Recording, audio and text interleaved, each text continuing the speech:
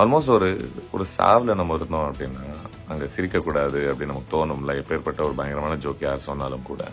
அது போல தான் இதுவும் ஒரு விதமான ஒரு இறப்பை சார்ந்த ஒரு விதமான ஒரு ஃபியூனரலில் பார்க்குற மாதிரியான ஒரு ஃபீலிங் தான் எனக்கு வந்துச்சு.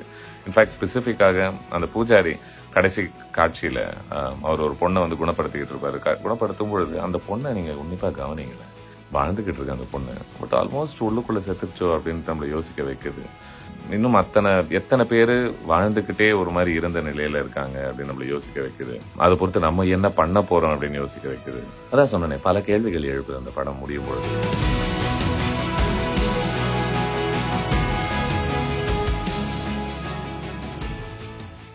வணக்கம், நான் சுதீர் ஸ்ரீனிவாசன். இது என்னுடைய லேட் ரிவ்யூ. இந்த வாரம் நான் லேட்டாக ரிவ்யூ பண்ண போற படம். ஆக்சுவலி யூஸ்வலாக விட இன்னும் கொஞ்சம் லேட் கூட ஜாஸ்தி ஆயிடுச்சுன்னு நினைக்கிறேன்.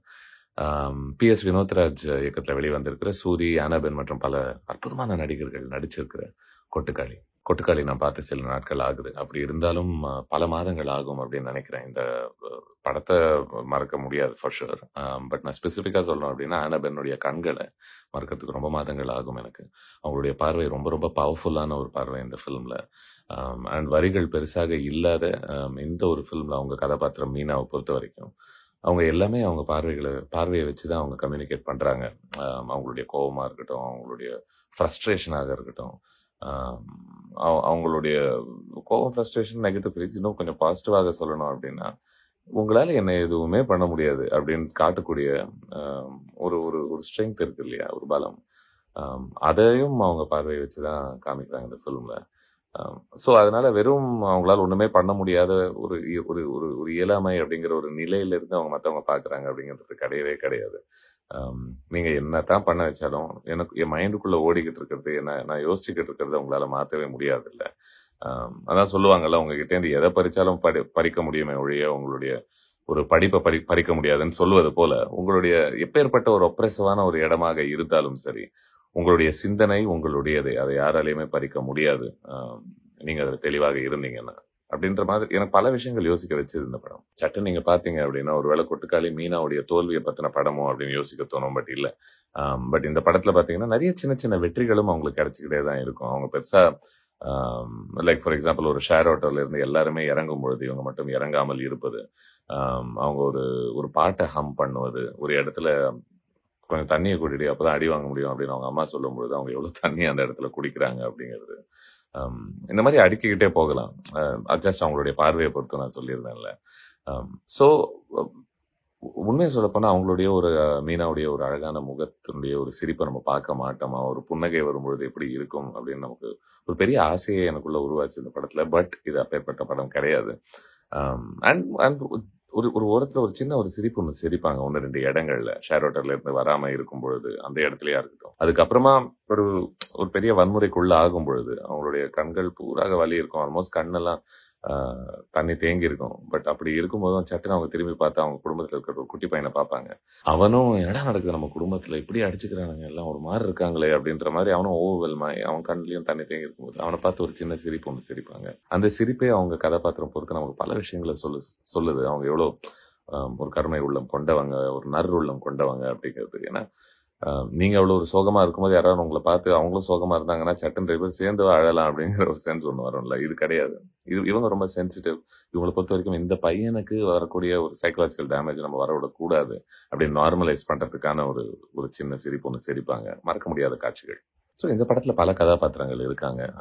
மீனா மற்றும் பாண்டி, சூரி பிளே பண்ணியிருக்க கேரக்டர் பேர் பாண்டி. இந்த 2 பேரும் அண்ட் அவங்கள சார்ந்த குடும்பத்தினரும் அவங்க எல்லாருமே ஒரு இடத்துக்கு போறாங்க. ஒரு சில மணி நேரம் தான் நடக்குது இந்த கதை. வந்து அந்த குடும்பத்துல என்ன நடக்குது அந்த சில மணி நேரங்கள்ல, ஒரு காலையில இருந்து சாயங்காலம் வரைக்கும் அப்படின்னு காட்டுற ஒரு ஃபிலிம். ஸோ இந்த பல்வேறு கதாபாத்திரங்களுக்கும் பல பயன்கள் உண்டு.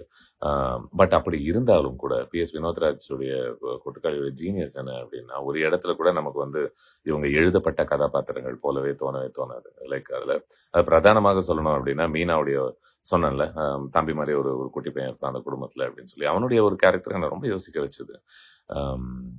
ரொம்ப ஒரு சின்ன வயசுல நம்ம எதை பத்தியும் பெருசா யோசிக்க மாட்டோம், நமக்கு ஒன்றும் பெருசா புரியாது, ஒரு வெள்ளந்தித்தனம் இருக்கும், ஒரு விளையாட்டு புத்தி இருக்கும்ல. ஒரு பைக் அங்க இருந்தாலும் போய் நேரம் அந்த ஹார்ன் அடிக்கணும் அப்படின்னு மட்டும்தான் நமக்கு தோணும். அந்த மாதிரியான காட்சிகள் பல இருக்கு. அவன் படகு அப்படியே பாடிக்கிட்டு ஆடிக்கிட்டு ஏதோ பண்றாங்க நம்ம ஃபேமிலியில அப்படின்ற ஒரு சென்ஸ்ல. பட் அவன் வழியாக நமக்கு என்ன தோணுது அப்படின்னா, சூரி ப்ளே பண்ணக்கூடிய ஒரு பாண்டிய பார்க்கும்பொழுது, இவனும் இந்த மாரி ஒரு பையனாகத்தானே இருந்திருப்பான், ஒரு இடத்துல. ஒரு ஒரு ஒரு நல்ல மனசு கொண்ட, ஒரு ஜாலியா இருக்கலாம் அப்படின்னு எந்த ஒரு உடம்புல ஒரு மனசுல ஒரு வன்மமே இல்லாத, உடல்ல ஒரு வன்முறையே இல்லாத ஒரு பையனாகத்தானே இவன் இருந்திருப்பான். ஸோ எப்போ இவன் மாறுனான் அப்படின்னு நமக்கு கேட்க தோணுது. இது போல பல ஆண்கள், பல மனிதர்கள் ஒரு இடத்துல எப்போ மாறுறாங்க அந்த குழந்தை பருவத்துல இருந்து? இப்போ ஸ்பெசிஃபிக்கா பாண்டிய பொறுத்து அப்படின்னா, சின்ன வயசுல அவன சுத்தி இருக்கக்கூடிய அபியூஸ பார்க்கும்போது அவன் மாறுனானா? அம் இல்ல ஆம்பள அப்படின்னா இப்படிதான் இருக்கணும். பொம்பளைங்கன்னா இப்படிதான் அவங்கள வச்சிருக்கணும் நீ. அப்படின்னு சொல்லும்பொழுது அவன் மாறுனானா? எப்போ இந்த சிஸ்டம் அவன மாத்துச்சு? அப்படிங்கிற ஒரு கேள்வி வந்து ரொம்ப ஆழமான கேள்வி. ரொம்ப அவ்வளவு சுலபமான ஒரு பதில் குடுக்க முடியாத ஒரு கேள்வி அப்படின்னு நினைக்கிறேன்.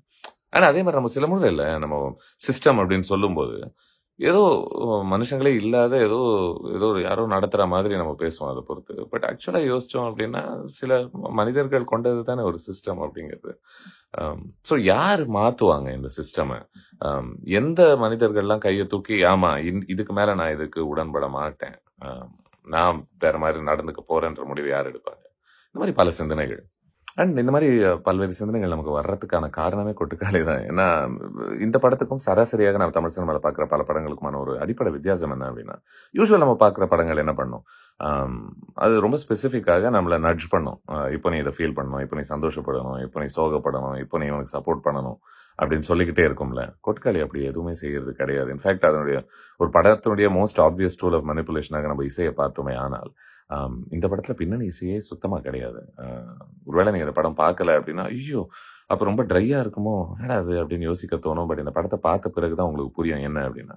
இந்த படத்துல நீங்க பின்னணி இசை தேவையில்லை. இந்த குடும்பத்த அவங்க நடந்துக்கிற சில மணி நேரங்கள்ல அவங்க எப்படி பேசிக்கிறாங்க, எப்படி நடந்துக்கிறாங்கன்னு பார்த்தாலே, அதுதான் இந்த படமே.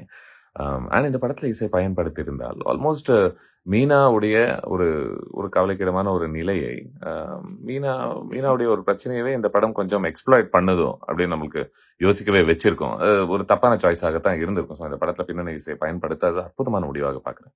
ஸோ இந்த படம் என்ன பண்ணுது? வாங்க இந்த குடும்பத்த பாருங்க அப்படின்னு சொல்லுது. அப்சர்வ் பண்ணுங்க அப்படின்னு சொல்லுது. இங்க இருக்கக்கூடிய பெண்கள்லாம் எப்படி பேட்ரியார்க்கில மாட்டிக்கிட்டு இருக்காங்கன்றத பாருங்க. ஒருத்தர் கூட எப்படி பேசுறாங்கன்றத பாருங்க. ஆம், அதுல ஒரு ஐரணி நீங்க பாருங்களேன். அந்த பெண்கள்ல எவ்வளவு பெரிய பாசமும், அக்கறையும் கொண்டவங்க தான் அவங்க ஆக்சுவலி உள்ளுக்குள்ள. ஏன்னா இந்த படம் யாரையும் இப்ப பயங்கரமா ஜட்ஜ் பண்ற ஒரு ஒரு படம் கிடையாது. அண்ட் இன்ஃபாக்ட் பாண்டி கண்ல ஒரு சின்ன தூசி விழுந்த உடனேவே அவங்க எல்லாம் எவ்வளோ ஆடி போயிடுறாங்க. அதை பார்க்கும்பொழுது, ஐயோ! எப்படியாவது அதை எடுத்துறணும் அப்படின்னு அற்புதமா படம் பிடிச்சிருப்பாரு வினோத் ராஜ். அந்த ஒரு காட்சியை ஒரு ஸ்கிரீன் பூராக ஒரு பெரிய கண்ணு நம்மளே தேடிக்கிட்டு இருப்போம். எங்கடா தூசி? ஆல்மோஸ்ட் ஒரு இன்டராக்டிவான ஒரு ஃபில்மாகவே தோணுச்சு அப்பப்போ. இந்த படத்தினுடைய ஒரு இது காமிக்கப்படுற ஒரு இயற்கையை பாருங்க. அங்க இருக்கக்கூடிய வெயில பாருங்க. அங்க இருக்கக்கூடிய விலங்குகள பாருங்க. அந்த விலங்குகள் எப்படி மெட்டஃபோர்ஸாக இருக்கக்கூடும். ஏன்னா ஒரு கோழி ஆரம்பத்துல இருந்து வருது. சேவல். ஸோ அத கவனிங்க. இந்த படத்தினுடைய ஒரு ஒரு முடிவே ரொம்ப ஒரு கிளவரான ஒரு முடிவு தான். அப்பவும் அது என்ன பண்ணுதுன்னா, ஒரு விஷயத்துல ஒரு கேள்வி கேட்குது. சரி, ஓகே, இதெல்லாம் பார்த்துட்டீங்கல்ல. இப்ப நீங்க ஃபுல்லா பார்த்துட்டீங்க. இவங்க யாரு? எதுக்கு பண்றாங்க? என்ன நடக்குதுங்கன்றது உங்களுக்கு புரிஞ்சிருச்சு. இப்போ நீங்க என்ன நினைக்கிறீங்க? அப்படின்னு கேட்கக்கூடிய ஒரு கேள்வி ஒண்ணு இருக்குல்ல. அம் ரொம்ப ஃபேசினேட்டிங்கா. சரி, ஒரு விஷயம் கண்டிப்பாக சொல்லலாம். லைக் நீங்க மெயின் ஸ்ட்ரீம் சினிமாக்கே பழக்கப்பட்டிருந்தீங்க அப்படின்னா, என்னையும் சேர்த்து நானும் அப்படிதான். ஆம் இந்த படத்தினுடைய ஒரு கிராஃப்ட், ஒரு லாங் ஸ்டாட்டிக் ஷாட்ஸாக இருக்கட்டும், அதுவும் இசை இல்லாமல் இருப்பது, இதெல்லாம் கொஞ்சம் பழக்கப்படுறதுக்கு சில நிமிஷங்கள் ஆகலாம். பட் நீங்க இன்வெஸ்ட் ஆயிட்டீங்க அப்படின்னு வச்சுக்கோங்களேன், ஒரு இடத்துல கூட இது மெயின் ஸ்ட்ரீம் சினிமா இல்ல. ஏன்னா அடிக்கடி இந்த மாரி படங்கள் நம்ம எப்படி ஒதுக்கி வச்சுடுறோம் அப்படின்னா, இது ஃபெஸ்டிவல் சினிமா, ஆர்ட் சினிமா அப்படி இப்படின்னு சொல்லிட்டு அது ஒரு மாரி தள்ளி வச்சுடுறதுனால, அது வந்து என்னவோ பெரும்பாலான மக்கள் பார்க்க வேண்டிய அவசியம் இல்லாத படமாகவும், ரொம்ப சினிஃபைல்ஸ் அப்படின்னு நினைக்கக்கூடியவங்க தான் பார்த்து இத பாராட்டணும் அப்படிங்கிற மாரி தள்ளி ஒதுக்கி வச்சுருவோம். அப்படி பண்ணக்கூடாதுன்னு நினைக்கிறேன் கொட்டுக்காளிய. ஏன்னா இதனுடைய கிராஃப்ட்டே ஒரு ஒரு பயங்கரமான ஒரு நமக்கு கிடைக்கக்கூடிய ஒரு பரிசாக நம்ம பார்க்கலாம்னு நினைக்கிறேன். ஏன்னா இந்த படத்துல அம் இருக்கக்கூடிய ஒரு கேமரா யூஸ் ஆக இருக்கட்டும், பெர்ஃபார்மன்ஸஸ் ஆக இருக்கட்டும், ஒரு ஹை குவாலிட்டி எல்லா இடங்கள்லயுமே. லைக் இன்ஃபாக்ட் சினிமாட்டோகிராஃபர் சக்திவேலுடைய ஒரு டிஃப்ரெண்ட் ஆங்கிள்ஸே எனக்கு ஒரு பெரிய என்டர்டெயின்மெண்ட்டாக இருந்துச்சு. சரி, இப்போ அடுத்து இந்த காட்சி நம்ம எந்த பார்வையில இருந்து பார்க்க போறோம்? திடீர்னு ஒரு ஏரியல் ஷாட்டாக இருக்கட்டும், ஓ கடவுள் இத பார்க்குறாரோ, அவருக்கு அவருக்கு, அவங்களுக்கு, அதுக்கு ஏதோ ஒண்ணு அக்கறை சுத்தமாக கிடையாதோ அப்படின்னு யோசிக்க வைக்குது. ரொம்ப வைட் ஷாட்ஸ் எல்லாம் காட்டி அந்த இடத்தினுடைய ஒரு சூழலையும், அங்க இருக்கக்கூடிய வெட்ட வெளியையும், பரப்பளவும் காமிக்கும் போதுல ஆல்மோஸ்ட் நமக்கு வந்து அப்பா ஓகே கொஞ்ச நேரம் காட்டுங்கப்பா இந்த இடத்த நான் பார்க்குறேன் அப்படின்ற ஒரு சென்ஸாக இருக்கட்டும். இன்ஃபேக்ட் எனக்கு இந்த படத்தில் காட்டக்கூடிய ஒரு இயற்கையை ஒரு பக்கம் ரசிச்சுக்கிட்டு இருந்தேன், இன்னொரு பக்கம் வெறுத்துக்கிட்டும் இருந்தேன். பார்த்தல்ல உனக்கு இயற்கை கொஞ்சம் கூட கவலை இல்லைங்க, மனிதர்களுக்கு என்ன நடந்தாலும் சரி. நீ பாட்டு காத்துல செடியும் கொடிகளும் ஆடிக்கிட்டே இருப்பீங்க, இந்த மனுஷங்க என்ன ஒருத்தருக்கு ஒருத்தர் செஞ்சுக்கிட்டாலும் சரி அப்படின்னு யோசிக்க வச்சது. பெர்ஃபார்மன்ஸஸ் அப்படின்னு சொன்னேன்ல, எனக்கு ஆனாபென்னுடைய பெர்ஃபார்மன்ஸ் ரொம்ப ரொம்ப பிடிச்சது. ரொம்ப பவர்ஃபுல்லான ஒரு பெர்ஃபார்மன்ஸ். சூரி பாண்டி அப்படிங்கிற ஒரு கேரக்டராக பயங்கர பயமுறுத்தக்கூடிய ஒரு கதாபாத்திரமா நடிச்சிருக்காரு. இன்ஃபேக்ட் அவர் இது வரைக்கும் நடிச்ச அந்த கதாபாத்திரம் கூட நான் வெறுத்திருக்கேனான்னு எனக்கு தெரியல. அண்ட் இந்த படத்தை பார்த்த பிறகு நீங்க வந்து ஒரு 150 படங்கள்ல ஒரு நகைச்சுவை நடிகராக நடிச்சிருப்பாரு அப்படின்னு சொன்னீங்கன்னா நம்புறது ரொம்ப ரொம்ப கஷ்டம். அதுக்கான சாயல் கொஞ்சம் கூட இல்லை இந்த பெர்ஃபார்மன்ஸ்ல. இன்ஃபேக்ட் முதன் முறை அவர் கொஞ்சம் வன்முறையை காட்டக்கூடிய அந்த காட்சி வந்து ஆல்மோஸ்ட் ஒரு பீக் ஹாரர் சினிமா வரக்கூடிய ஒரு காட்சி போல இருந்துச்சு. எனக்கு ரொம்ப பயமுறுத்துச்சு. அண்ட் ஹாரர் அப்படின்னு சொல்லும்போது இந்த படத்துல ஆல்மோஸ்ட் பாருங்க ஒரு பேய் ஓட்டுற மாதிரியான ஒரு ஒரு தன்மையும் இருக்கு. ஒரு பூஜாரி கிட்ட போயிட்டு பேய் பிடிச்சிருக்கு அப்படி இப்படின்னு சொல்லி பேசக்கூடிய ஐடியாஸ் இருக்கு. அண்ட் ரொம்ப ஒரு சராசரி ஹாரர் சினிமாவை விட நம்மள ரொம்ப ஏன் பயமுறுத்துது, என்னை ஏன் பயமுறுத்துச்சு இந்த படம் அப்படின்னா, ஏன்னா இது நிஜமா நடக்குது. இதுல இருக்கக்கூடிய அந்த மீனாவை எப்படி நடத்துறாங்க அப்படின்னு பார்த்தோம்னா, பல மீனாக்கள், பல்லாயிரக்கணக்கான மீனாக்கள் நம்மளை சுத்தி இருக்காங்க அப்படின்னு நம்மளை யோசிக்க வைக்குது. சில முறை இல்லை, நம்ம ஏதாவது ஹிஸ்டாரிக்கல் ஹாரர்ஸ்லாம் நம்ம படிக்கும்போது நம்ம என்ன நினைப்போம், நான் மட்டும் அங்க இருந்திருந்தேன்னா சத்தியமா இந்த மாதிரிலாம் பேசியிருக்க மாட்டேன், இப்படிலாம் நடத்த விட்டுருக்க மாட்டேன் அப்படின்னு நம்ம யோசிப்போம்ல. பட் இருந்தும் இப்போ நம்ம வாழக்கூடிய ஒரு வாழ்க்கைகள் அஃப்கோர்ஸ் நம்ம யாரும் பயங்கரமான ஒரு ரொம்ப ஜாலியான ஒரு வாழ்க்கை மட்டுமே இல்லை, நம்மளும் நிறைய கஷ்டம் பார்க்குறோம். பட் அப்படி இருந்தும் நம்ம வாழ்க்கை கொஞ்சம் மீறி அப்படி எட்டி பார்த்தோம்னா நம்மளை சுற்றி என்னென்ன நடக்குது, இன்னும் எப்பேற்பட்ட பெரிய பெரிய கஷ்டங்களை மனிதர்கள் சந்திச்சுக்கிட்டு இருக்காங்க அப்படிங்கறது யோசிக்க வைக்குது. அந்த ஆல்மோஸ்ட் ரொம்ப கத்த முடியாத ஒரு நிலையில கூட எப்படி உள்ளுக்குள்ளேயே அழுகிய அமுக்கிக்கிட்டே பல வாழ்க்கைகள் நடந்துகிட்டு இருக்கு நம்மளை சுத்தின்னு யோசிக்க வைக்குது. கொஞ்ச நேரத்துக்கு முன்னாடி நான் சொன்னேன்ல, சில மணி நேரங்கள் மீனாவுடைய குடும்பத்துல என்ன நடக்குதுன்னு காமிக்குது பாண்டியுடைய குடும்பத்துலன்னு சொல்லும்போது, எனக்கு ரொம்ப பிடிச்ச ஒரு விஷயம் வந்து நேரா நம்மள தள்ளி விட்டுருது. இந்த ஓகே இந்த நாள் ஆரம்பிக்குது, இவங்கெல்லாம் யாரு என்னன்னா நான் உங்களுக்கு இன்ட்ரோடக்ஷன்லாம் கொடுக்க போறது கிடையாது. அண்ட் இதுக்கு முன்னாடியே உங்களுக்கு ஒரு வாழ்க்கையும் இருந்திருக்கு. லைக் சூரி பாருங்க, எடுத்த உடனே கழுத்துல ஒரு சுண்ணாம்பு மாதிரி ஒன்று தடவிக்கிறாரு. அவருடைய குரல் எப்படி இருக்கு அப்படின்னு பார்த்தாலே ஓஹோ கத்தி தீத்துட்டு இருக்காரு போல இருக்கு இதுக்கு முன்னாடியே ஏற்கனவே அப்படின்ற ஒரு சென்ஸும் இந்த படம் நம்ம காமிக்குது. இன்னொரு பக்கம் மீனாவை எடுத்து பார்த்தோம்னா அவங்கள தயார்படுத்துறாங்க. ஆல்மோஸ்ட் எப்படின்னா லைக் அ கோட் ஃபார் ஸ்லாட்டர்னு இங்கிலீஷ்ல சொல்லுவோம்ல, அது போல இந்த படத்துல அப்பேற்பட்ட ஒரு ஆடும் வருது ஒரு ஒரு ஒரு இடத்துல. அவங்கள அலங்காரப்படுத்தி ஒரு இடத்துக்கு அப்படியே நடத்தி கூட்டிட்டு போறாங்க. இந்த வற்புறுத்தல் அப்படிங்கறதே இந்த படத்துல ஒரு கான்ஸ்டன்ட் தீமாகவே இருக்கு அப்படின்னு நினைக்கிறேன். ஏன்னா லைக் மீனா ஒரு விதமா வற்புறுத்தப்படுறாங்க.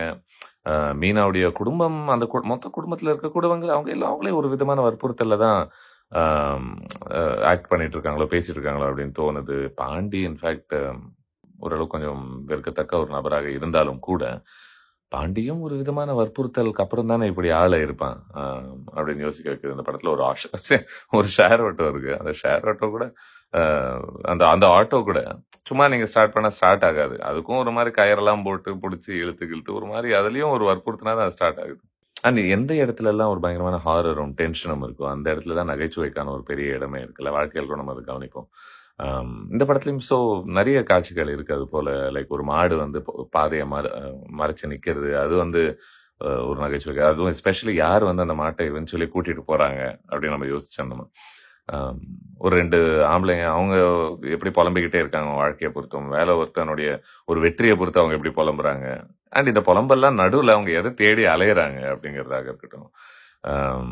ஏன் சொன்னல அந்த ஆட்டோடைய ஒரு இன்ஜின் ஸ்டார்ட் ஆகாது அப்படின்னு, அதுவே ஒரு விதமான நகைச்சுவை தான். பட் அப்படி இருந்தாலும் எனக்கு இன்னும் ஆல்மோஸ்ட் தப்பா இருக்குமோ நம்ம சிரிச்சிட்டா அப்படின்ற ஒரு குற்ற உணர்ச்சி இருந்துச்சு. அதுக்கான காரணம் என்ன அப்படின்னா, ஆல்மோஸ்ட் ஒரு ஒரு சாவுல நம்ம இருந்தோம் அப்படின்னா அங்க சிரிக்கக்கூடாது அப்படின்னு நமக்கு தோணும்ல, எப்பேற்பட்ட ஒரு பயங்கரமான ஜோக் யார் சொன்னாலும் கூட.